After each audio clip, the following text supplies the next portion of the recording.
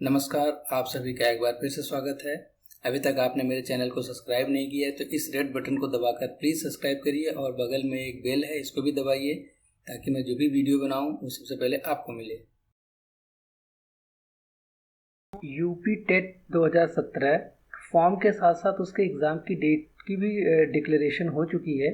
वो 15 सितंबर 2017 है।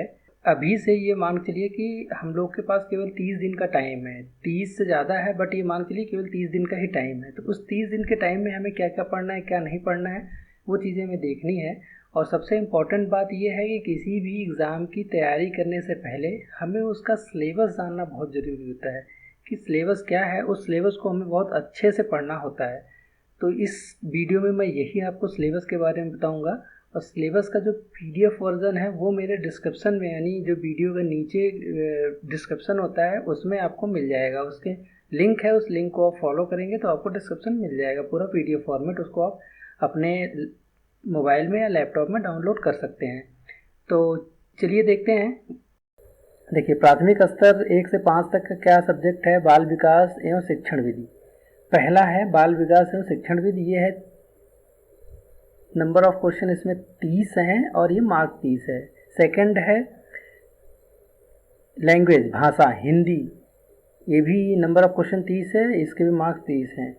और थर्ड है भाषा द्वितीय। इसमें है इंग्लिश, उर्दू या संस्कृत में से कोई एक सब्जेक्ट जो आप की चॉइस हो। अगर आप संस्कृत लेना है, संस्कृत, उर्दू या अंग्रेजी। ये इसका भी नंबर ऑफ क्वेश्चन 30 है और मार्क्स 30 है। फिर फोर्थ नंबर पे आता है मैथ, गणित। सेम, इसका भी 30 क्वेश्चन आता है और मार्क्स 30 है। फिफ्थ है पर्यावरणीय अध्ययन। ये भी नंबर ऑफ क्वेश्चन 30 है एंड मार्क्स 30 है। तो इस तरह टोटल नंबर ऑफ क्वेश्चन 150 होता है और मार्क्स 150 है। तो ये कैटेगराइज है, 5 कैटेगरीज की है और इक्वल नंबर ऑफ क्वेश्चन है, इक्वल नंबर ऑफ मार्क्स हैं।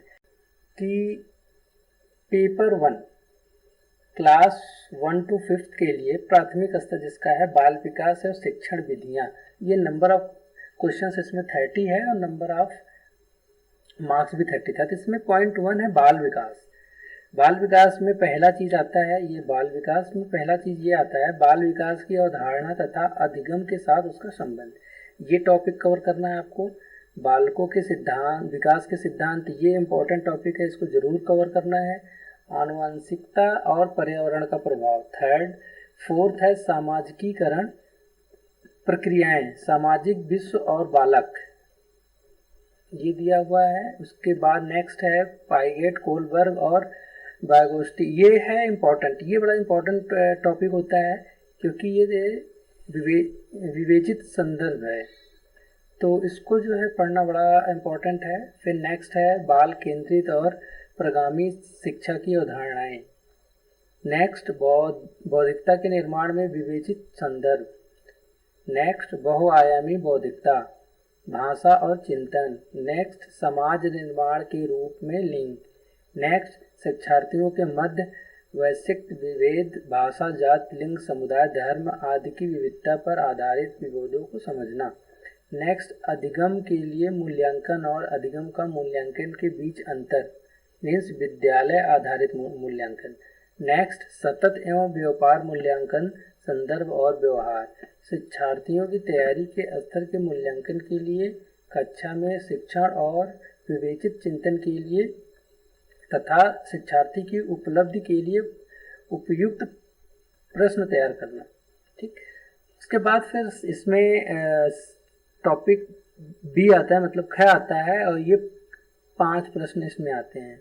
इससे रिलेटेड 5 क्वेश्चंस आते हैं। Number of questions 5 and number of marks भी 5 है। तो पहला है गैर लाभप्रद और अवसर वंचित शिक्षार्थियों सहित विभिन्न पृष्ठभूमियों से आए शिक्षार्थियों की आवश्यकताओं को समझना, पहला टॉपिक ये है। दूसरा है अधिगम संबंधी समस्याएं, कठिनाई वाले बालकों को की आवश्यकताओं को समझना। थर्ड है मेधावी, सृजनशील, विशिष्ट प्रतिभावान शिक्षार्थियों की आवश्यकताओं को समझना। ठीक, इसमें थर्ड है ग है अधिगम और अध्यापन। ये है नंबर ऑफ क्वेश्चंस 10 आते हैं, नंबर ऑफ मार्क्स भी 10 है। इसका क्या टॉपिक है कि बालक किस प्रकार सोचते और सीखते हैं। ये पहला टॉपिक है कि स्टूडेंट जो बालक हैं किस प्रकार सोचते हैं और सीखते हैं। बालक विद्यालय प्रदर्शन में सफलता प्राप्त करने में कैसे और क्यों असफल होते हैं, ये एक टॉपिक है, इसके बारे में पढ़ना है। अधिगम और अध्यापन की बुनियादी प्रक्रियाएं क्या हैं। बालकों की अधिगम कार्य नीतियाँ, सामाजिक क्रियाकलाप के रूप में अधिगम, अधिगम के सामाजिक संदर्भ ये है। फिर एक समस्या समाधानकर्ता और एक वैज्ञानिक अन्वेषक के रूप में बालक, बालकों में अधिगम की वैकल्पिक संकल्पना, अधिगम प्रक्रिया में महत्वपूर्ण चरणों के रूप में बालक की त्रुटियों को समझना, बोध और संवेदनाएं, प्रेरणा और अधिगम, अधिगम में योगदान देने वाले कारक निजी एवं परिणामी। ठीक है, ये समझो। पहला टॉपिक जो 30 नंबर ऑफ का है, नंबर ऑफ क्वेश्चन 30 है एंड नंबर ऑफ मार्क्स भी 30 है। ये अलग अलग टॉपिक है, इसको देखना है। अच्छा, सबसे मेन चीज़ क्या है कि जब आप सिलेबस को अच्छे से पढ़ोगे तो आपको इसमें से आधे चीज़ें तो पढ़ने की ज़रूरत ही नहीं है, अपने आप समझ जाएगी कि इसमें से क्वेश्चन क्या आएंगे, क्या बन सकते हैं। वो क्वेश्चन जो आएंगे आप अपने विवेक से उसको सॉल्व कर सकते हो, तो इसलिए सिलेबस पढ़ना बहुत ज़रूरी है। ठीक है, तो अब नेक्स्ट है भाषा, लैंग्वेज, हिंदी लैंग्वेज। हिंदी को आपको इग्नोर नहीं करना है, हिंदी को आप ज़्यादा से ज़्यादा हिंदी को पढ़ना है, क्योंकि मेरिट यहीं से बनती है। हिंदी ही एक ऐसा सब्जेक्ट है जिसको लोग सोचते हैं अरे हिंदी है हम कर लेंगे, हमें हिंदी बोलनी आती है, लेकिन हिंदी के जो और टॉपिक हैं वो अगर क्वेश्चंस के रूप में आ जाते हैं तो हम उसे कर नहीं पाते हैं। इसलिए हिंदी को बहुत ध्यान से पढ़ना है। बाकी आप और सब सब्जेक्ट को पढ़ना है और सब टॉपिक्स को पढ़ना है, लेकिन आप वो कम पढ़ो, हिंदी को जस्ट डबल पढ़ो। ये चीज़ है, हिंदी में आपको अगर जितने भी क्वेश्चन हैं, नंबर ऑफ 30 क्वेश्चन आने हैं, तो नंबर ऑफ 30 क्वेश्चन में 30 सही होंगे। अगर नंबर ऑफ 30 क्वेश्चन ही आप सही कर लेंगे तो 101% आप 90+ हैं। ये 30 क्वेश्चन हैं, जितने भी आपके गलत होते रहेंगे वो मान के लिए एक क्वेश्चन पे आप 2 नंबर छोड़ रहे हैं, क्योंकि हिंदी ही बहुत ही ये इम्पॉर्टेंट टॉपिक होता है, यही आपका मेरिट बनाता है, यही मेरिट बिगाड़ता है। तो हिंदी को बहुत ध्यान से करना है। इसमें देखिए पहला टॉपिक जो है वो 15 प्रश्न आता है, 15 मार्क्स का है। तो इसमें अनदेखे अनुच्छेदों को पढ़ना है, ज़्यादा से ज़्यादा हो सके जितने आप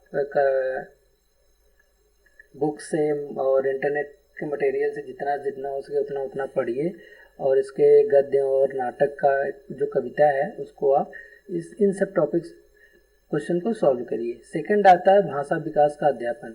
इसमें अलग अलग चीज़ है कि अधिगम और अर्जन, भाषा अध्यापन के सिद्धांत, भाषा क्या होता है, इसका सुनने और बोलने की भूमिका क्या है, और भाषा का कार तथा बालक इसे किस प्रकार से एक उपकरण के रूप में प्रयोग करते हैं, मौखिक एवं लिखित रूप में विचारों को के संप्रेषण के लिए किसी भाषा के अधिगम की व्याकरण की भूमिका पर निर्णायक संदर्भ क्या होता है, एक भिन्न कक्षा में भाषा पढ़ाने की चुनौतियाँ क्या होती है, भाषा की कठिनाइयाँ, त्रुटियाँ और विकार, फिर भाषा कौशल क्या है, भाषा बोधगम्यता प्रवीणता का मूल्यांकन करना, बोलना, सुनना, लिखना और पढ़ना, ये सबसे मेन चीज़ है।